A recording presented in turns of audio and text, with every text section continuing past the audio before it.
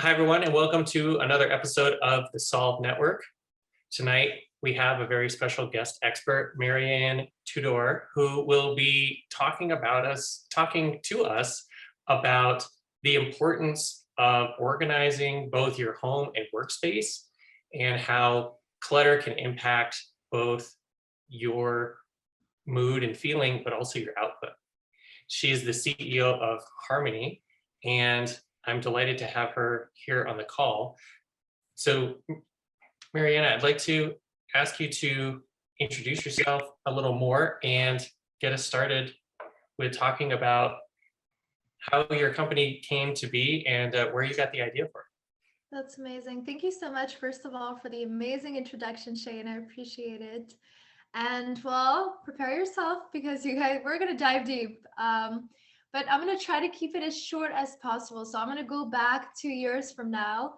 I was in a completely different state of mind, and I was at a corporate job, 9 to 5. And I would show up every day just feeling like there's something missing. And at one point, I had a breakthrough where I was just like, oh, life doesn't have to be miserable. And so I decided to just shift things around. And I went to Hawaii and I lived there for a few months.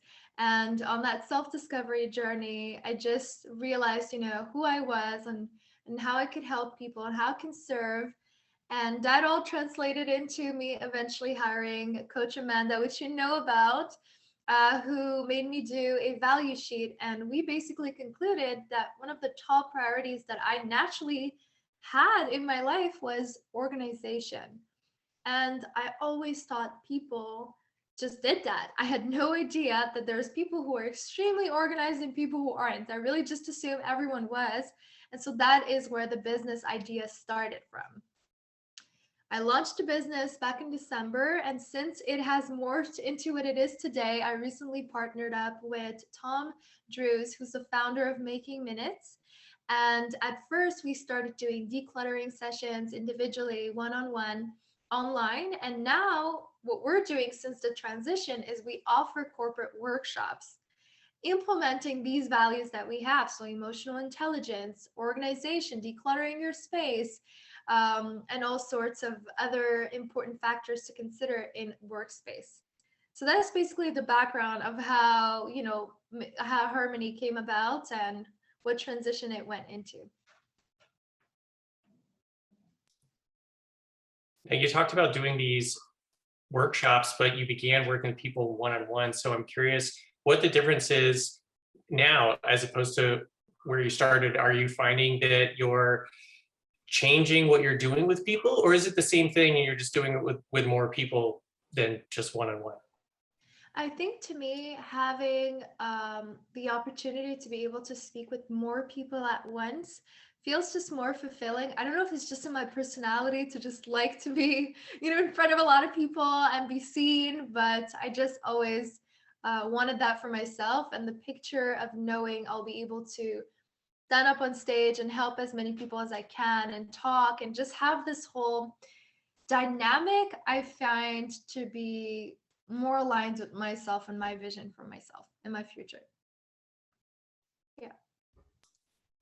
Have you found that there's a certain industry or section that kind of seeks out your services more than another? And if so, what are they most looking for? That's a very good question. To be honest with you, I think there isn't. I think that every single corporation who values, their employees' well-being and who values not sucking the juice out of their employees, but just having them feel good and be productive as a natural result, from being and working in a decluttered and organized workspace. I think anyone who values that will be, the right industry for what I offer. What have you found is the biggest aha moment for your clients? When they realize that they spent a lot of time not doing something that's valuable to them or something that's going to bring them happiness. Like a lot of people scroll on social media for, even if it's just an hour to 2 hours a day, they don't realize they just get sucked into the social media matrix. And before they know it, they've wasted weeks and years of their lives just doing something that's not bringing them closer to happiness. So you're going to get really granular with kind of steps that people could do, like maybe a takeaway when they get done with a call, they can go, oh, I didn't realize I could make these small changes. What are a couple examples of things that you might recommend for people to do, like even if it's in their home space? Absolutely. I think the first thing people can do is set an alarm and get started. A lot of people, especially when they look around and they see how overwhelming their space looks like when they don't know where to begin, the first thing I tell people is set an alarm. Put it for 25 minutes. It's called the Pomodoro Technique, and it's the fastest way to just break through procrastination and jump right into, decluttering. The second step that I would recommend once you have the alarm set is definitely to take a photo. I know it's probably not what you're expecting, but the reason why I say that is because sometimes we get started and what happens, is that the space in transition will look very cluttered because you're taking things out of your cabinets to reorganize. However, when you take a photo before, when you replace everything and you see your space after, you can have that as a reference point. And there's so many times I started decluttering and then I regretted not taking a photo. So my second step is take a photo. I promise you won't regret it. Step number 3 is to actually get started. So pick one of the areas that has the highest amount of calamity. If you don't know what that means, it's very simple. So let's picture a whole house. Okay, and you have the kitchen, the bedroom, the bathroom, and you have an office in there. And in that office, there's a lot of bills that are due, and there's a lot of, paperwork and taxes. So if that space is not organized, and you don't know when your bills are due, and you don't know when you need to find your tax paperwork, you end up having calamities. These are consequences that come from not having an organized space. So you check basically, you create a list. Actually, let me rephrase that. Create a list of the highest level of calamity in your house. And then you start with that area.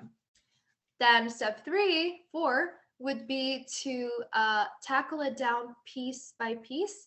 So let's pretend we're working with an office, which is usually what I specialize in.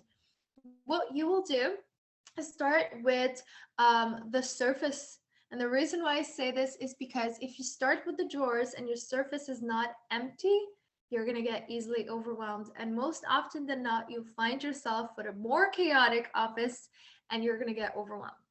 So the first thing, you take everything out, create a clear space for yourself. And even if you didn't start anything, you'll feel better knowing your top counter is clear and you can go step by step. After that, I feel like I'm just going like check, check, check, check, check. Once that's done, you have the opportunity to go drawer by drawer. But before you get there, the stuff that you took out of your counter, you're going to start sorting through them. Now, the best way to do this is ask yourself, what value does this object hold? I'll give you an example, right? So right next to me, I have this little pencil holder, right? I keep a few in there. I don't need all of them, but I use most of them. Let's say I were to sort through this. The way I would go about this is very simple. I would go, okay, well, this marker I haven't used in months. There's no ink in it. This marker either, that one too. I like it, but I just never picked that one. I don't need these. Okay. I'm gonna go with these, and that doesn't serve a purpose in here, so let me move it out. There you go. So do you see how you're left with a little bit? That's what you're gonna organize then. Now you can create an organizing system for it. You can sort it by color.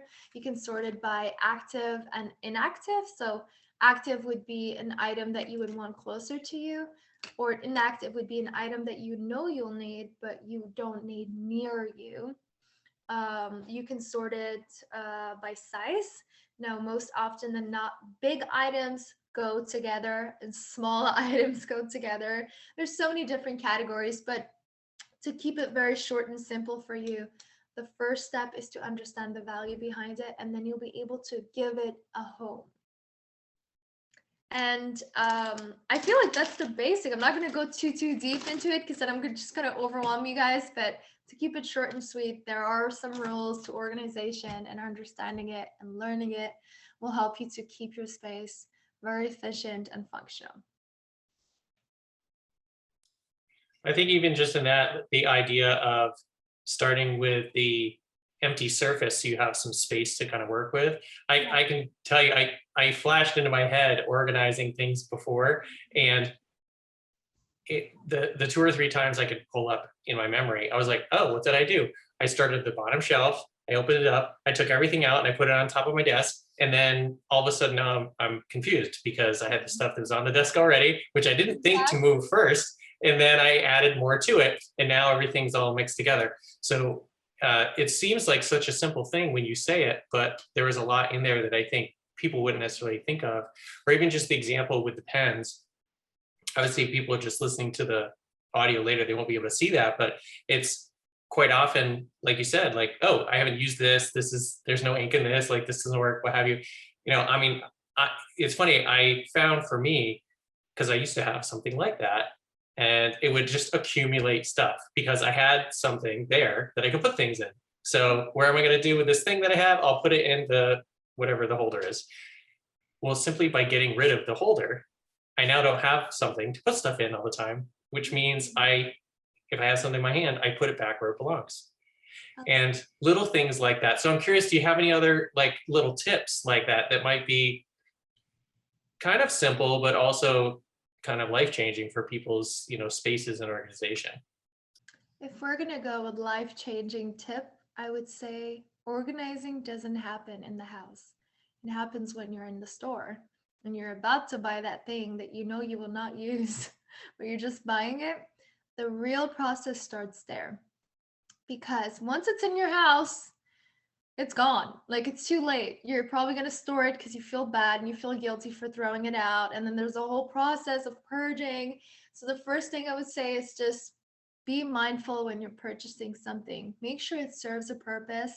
And if you know you won't use it, but even sometimes give yourself a week. Like, when I'm about to buy something, now what I do is I ask myself, is this impulsive? Will I need it, or will I regret not buying it a week from now? If the answer is no, I don't make the purchase. And till this day, I still don't regret it. Another tip I can give you, if that's if that's like something you already are doing, is to be okay with the art of surrendering and purging. Sometimes a whole house accumulates things fast because we never take the time to purge. It's as simple as that. So if you feel too overwhelmed to declutter, often, just purge when you have time. Like, I'll give you an example. You're cooking a meal, your meal is on the stove, you have 10 minutes. You can open a cabinet and just quickly sort through the stuff. Do I need this? No. Okay, great. Good. Bye-bye. Done. And before you know it, you've purged your entire house. So there's little tweaks like that you can start implementing in your life to just make purging and decluttering and organizing a part of your day in a simple way. I do have another one, actually, now that I'm thinking about it as well. And it is to buy, if you are buying a house, to be mindful of the furniture you own and to have them be functional as well as aesthetic. Now, a great example for that would be a coffee table can have drawers, and a sofa can have little storage units underneath. These are great ways to start creating storage spaces so that you don't have physical clutter around you and that it's actually hidden in the cabinets. So these are like easy ways to just, live in a decluttered space. I want to go back to the technique you were talking about earlier, and I missed the name. What was it called? The first technique, which is like purging, not purging It's anything. like the Pomo technique or something. I know what you're talking about. Okay, the 25-minute Pomodoro Technique. Yeah. Have you ever heard of this before? No, I haven't. So I'm curious if you could describe that technique a little more. Absolutely. It originated in Italy. And basically, the whole origin of that word, it symbolizes tomato because it was inspired by this tomato timer you have in the kitchen. So, and it works in increments of 25 minutes. And the whole strategy is very simple. Basically, you use sets of 25 minutes. One set of 25, it's one Pomodoro. And usually when you do a to-do list or when you work and you want to be efficient, what you do is you work by increments of 25 minutes and then 5-minute break. 25 minutes, 5-minute break. And you do that as long as you need to tackle down a project. Now, for instance, if you were to declutter, for instance, an office, it can easily take 6 hours, 7 hours in total, not like off the bat. So you can separate it per day and then go, let me start with this cabinet. I'll do 3 sets of Pomodoros. And then tomorrow I'll do another 3 sets. And this is just an easy way and an easy technique to just get started and not feel overwhelmed at the idea of like 2 hours in a row, 3 hours in a row.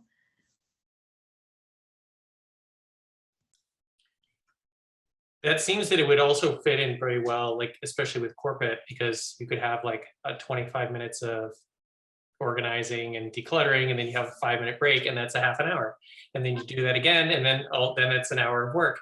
So I could see how some of these techniques, even if they might be foreign or different, can plug right into like corporate culture.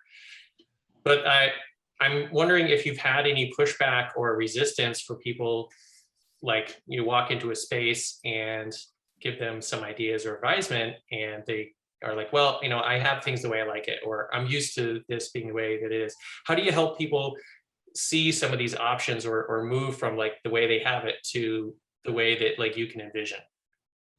Honestly, it was very challenging at first. I'm not gonna lie. I got lucky with some clients who were really surrendering to the process. They're like, you know what? I don't need this. You can, and these have the most amazing transformations because what makes the space beautifully decluttered is when you do the purging process correctly and you purge, then it's easy to organize, and then you can see the transformation and really feel the liberation that comes from walking in like tidy space that doesn't have a lot of stuff in it. But I've had to deal with clients who are very resistant. I think my best way to go about it is just to be understanding. There is a reason why they accumulated the clutter in the first place, and they do have sentimental attachment to each item they hold, and there's a background behind this. So just to be understanding about it and not judgmental, and provide them the space to really just remind them that they're hiring you because this is no longer working for them. This lifestyle of just accumulated clutter isn't making them happy, and they need you. So if you're there and you're giving advice and they're not taking it, they're just resisting the process, and they're resisting the change that they deep down really want. And it's just a matter of me reminding them of that. And most often than not, they'll resist a lot and they'll give excuses of why they need this thing, because eventually if there's this war or this thing that happens, it will serve a purpose. However, they, once you rationalize with them and you remind them, like I said, they tend to just be like, you know what, you're right, okay, I'm making peace with it. And sometimes it works, and they end up being super happy with the transformation.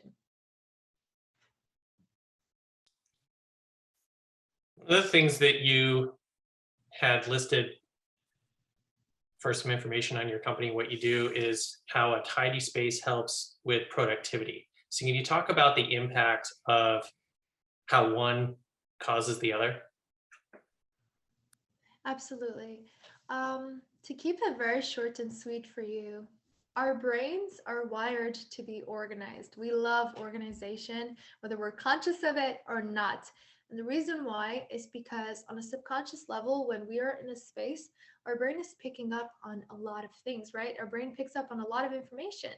And that is why with the law of attraction, we're able to attract specific things because we can tell our minds, hey, I want you to focus on yellow stuff. And your eye will pick up on every yellow thing in the room. But the reason why it's picking up on every yellow thing in the room, it's because it's picking up on everything in the room in the first place, right? So the more items you have, the more your brain is scattered and focused on a lot of things, the less you're capable of fully focusing on what's in front of you.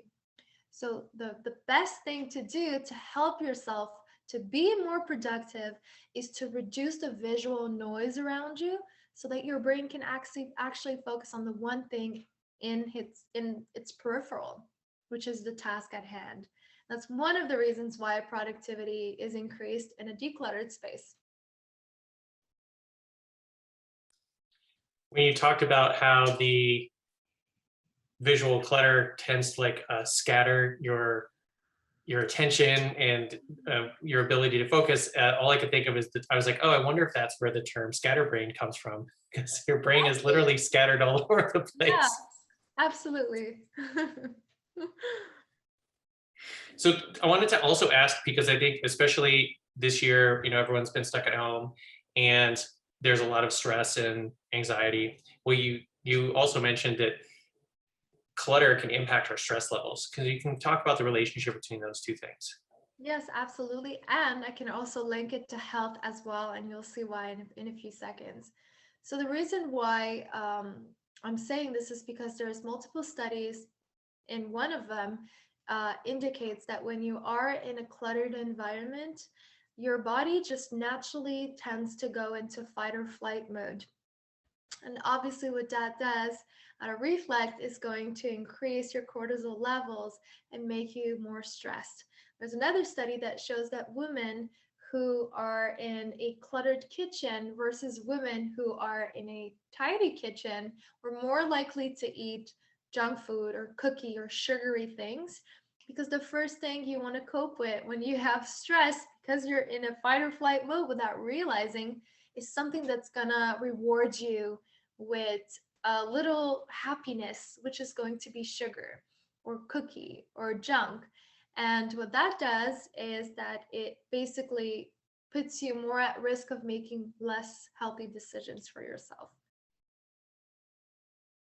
which translates to weight gain in conclusion. And I've actually experienced it myself. No matter how disciplined I am, I prep my meals, I'm extremely healthy. My fridge is all, like, I can show you guys real quick. My fridge is very, like, I have like preps, like everything is prepped in there. Why do I do that? Because I value this. I see the value behind it, and because I've experienced it. There was a time in my life where I was quarantining at my parents' house, and I stayed there for 14 days. And I love them to death, but they don't value organization or tidiness. And so there's a lot of items. And I didn't notice on a subconscious level, I was in fight or flight. And because there's chocolate and sweets and everything in that range, I would naturally cope with just eating those things. And I didn't know why. And then when I went back home and I had, my prep meals, and I was back to a tidy space, and I was back to having an organized environment, I went back to my healthy habits. And so even somebody like me who's conscious of, her eating choices and everything, I fell into the trap of, picking the cookie. Yeah, and I think that a lot of that, like you mentioned, the awareness is that people don't have that. So they don't necessarily know why they're doing some of these things. And it may be that it's literally the environment that you're in. Like you mentioned, you go to a different environment, you react in a different way. So I know you mentioned that you were working with people one-on-one, and now you're doing kind of group stuff, but how are people working with you remotely? Are you just having them do what you did and like show me around with the laptop? Like how does that work, decluttering remotely? Absolutely. So one-on-one consultations were super easy. Would log into Zoom, and a little bit like what we just did right now, they would show me their space and I would guide them virtually. vocally by telling them, hey, I see this. All right, now you're going to place that item here. And now we're going to take this out. And the next step is we're going to organize this drawer. And step by step, we're able to do the entire office because with a camera, you can do anything. Hi, Latasha. Welcome to the call. We're talking about getting organized. So I just want to double check because Marianna was just talking about helping people organize their offices remotely. So do you have people request like non-office stuff? Like, can you organize any part of somebody's house or life, or do you try to stay more with professional workspaces, offices, home offices, things like that? Yes, I can, but I do prefer staying in offices. Obviously, just because it is an area of expertise of mine, but also because it is less complex. I find that, for instance, organizing an entire kitchen virtually can be quite complex. You know, it can be a little bit challenging, but when you're working in an office, you're working in a room. If you understand the system and how to make things more efficient for the person, it's just for me more of a comfort zone, but it is definitely doable. So I see there's a question in the chat, and then I'm going to open it up to anyone else who's on the call, but I want to make sure I get to this. What if I feel like it takes too much time to organize and I don't have time for the important things?